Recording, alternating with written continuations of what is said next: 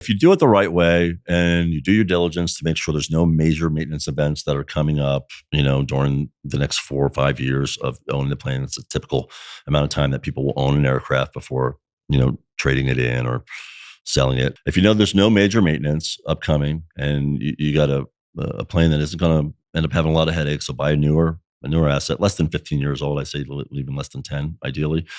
And you get the big tax write-off. You can get put it on a lease program, get that check coming in. Because even if I get the check coming in, that's making me 35 grand a month. That's making me 400 grand a month, a year in income.